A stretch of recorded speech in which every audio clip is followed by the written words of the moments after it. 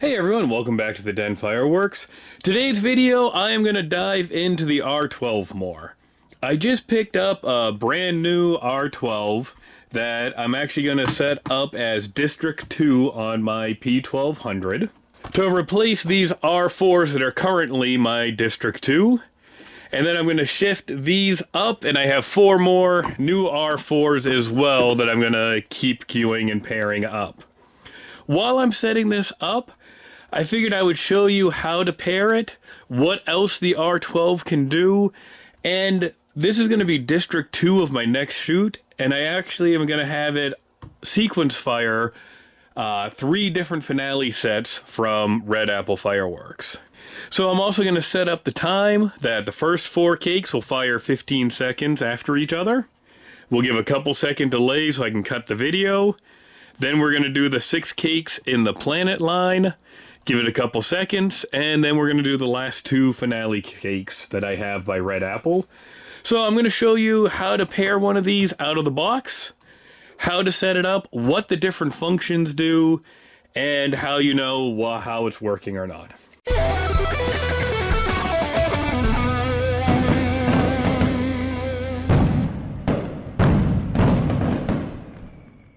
So the R12s operate on 2 9-volt batteries. They are right in the back here is where they go in. Positive, positive. And then you turn it on with the switch in the back, and it will come up in the mode that it is on. So on the R12, F3 is the pairing mode.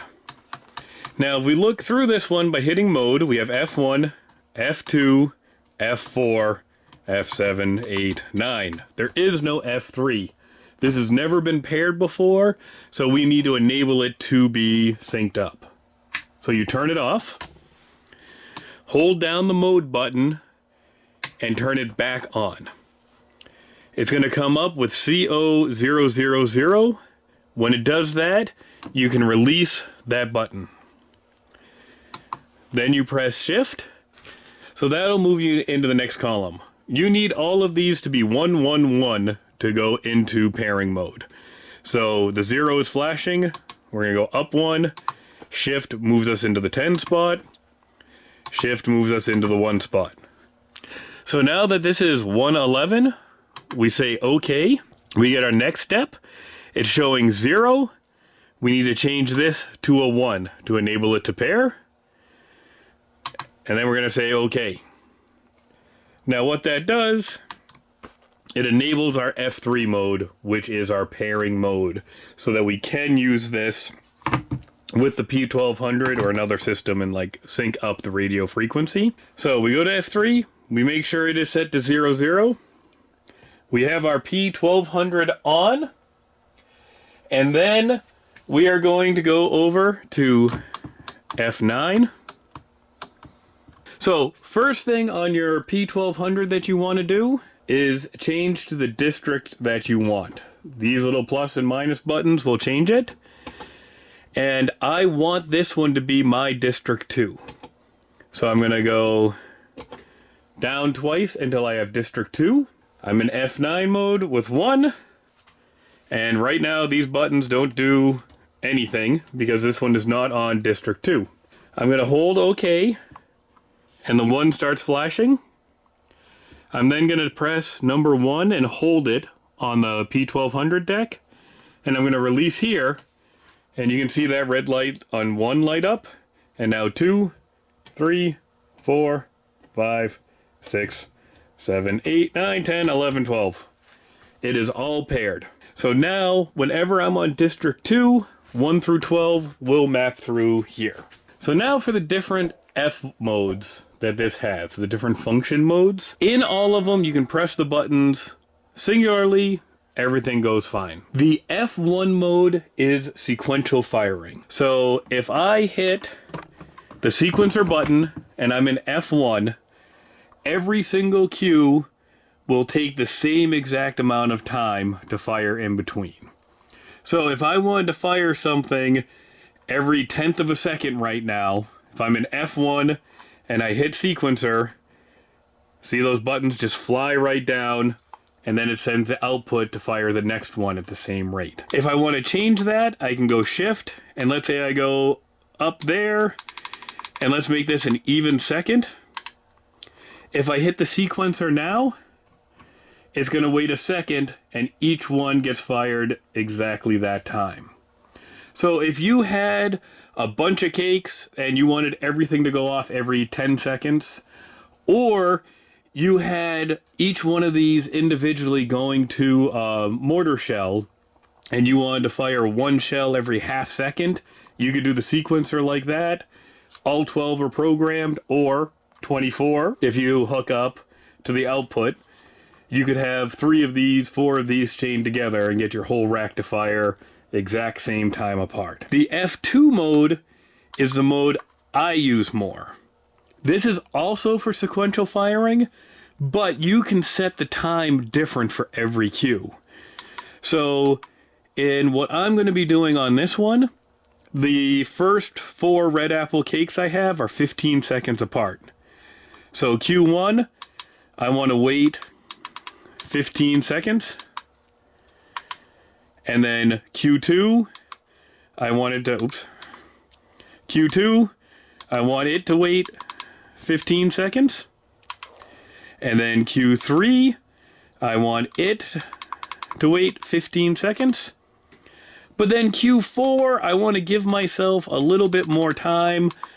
So I'm going to do 18 seconds, so I have a little more time to cut and edit the video. And then cake number 5 is going to be the Saturn Moon ones, so I'll put in the time for each 6 of those, give myself a little delay, and then run the last 2. And when you're in F2 mode, this F2 LED lights up.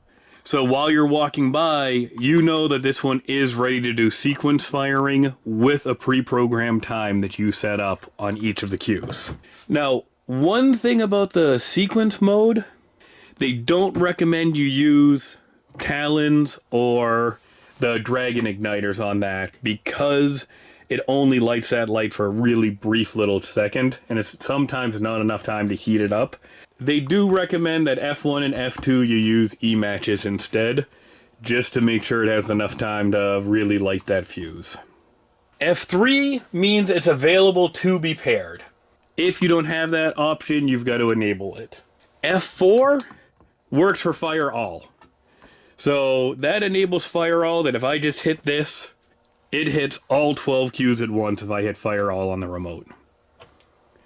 So you want to dump 12 things at the exact same time? There you go. F7 mode on this, I'm honestly not sure. It's not in the documentation. But F8 mode is the voltage indicator. And it should be above 8 volts if you want this to have enough power to fire your system. And then F9 is your actual programming mode to say, yes, you can sync or you can't sync. And that's where you want it to sync. So those are all the modes on it. Now, one other thing about the R12s is they have an input and an output. All of the R12s have that. So I could take wire and run this output to this one's input. And if we were doing that quick, every 1 second, it's going to fire down the line sequence. If you look, so we got 4, 5, 6, 7, 8, 9, 10, 11, 12, output lights up. That would then fire 1 on this one. So if you had 24 canister shells that you wanted to send up every 1 second, you could hit these 2 together, hit that 1 sequence button, and it's going to run through as long as these are both in F1 mode and fire all 24 of your shells. Now you're using a lot of igniters then, but you're saving fuse, and you can make sure that that timing is the exact timing you want. So to me, the R12s are a great upgrade. I really like having them worked into the show as well. I'm putting all of these ones as my beginning districts. So my district 0 to district 2 is going to be the R12s. And that way I have all of my cakes really close together. I can use shorter cables to keep everything connected. And then I use the R4s for the stuff that's scattered more across the field, and I can do pods of 4 for each of those. But with how easy these are to map and move around the field, it really doesn't matter. I mean, I can do one show, I have all my cakes off R12s. The next show I decide, you know what, I'm going to change this to District 7, and I'm going to do that sequence fire for shells. All I have to do is go to F9 mode, switch to the district I want, pair it, you're good to go. So anyway, that's a little more info on the R12. So I hope you found this informative and somewhat helpful. And, you know, I like having the R12s and the R4s in my arsenal. These ones I'm going to relabel and actually pair them up. So this is going to be District 4, and we are going to put on a heck of a show soon. Thanks, everyone.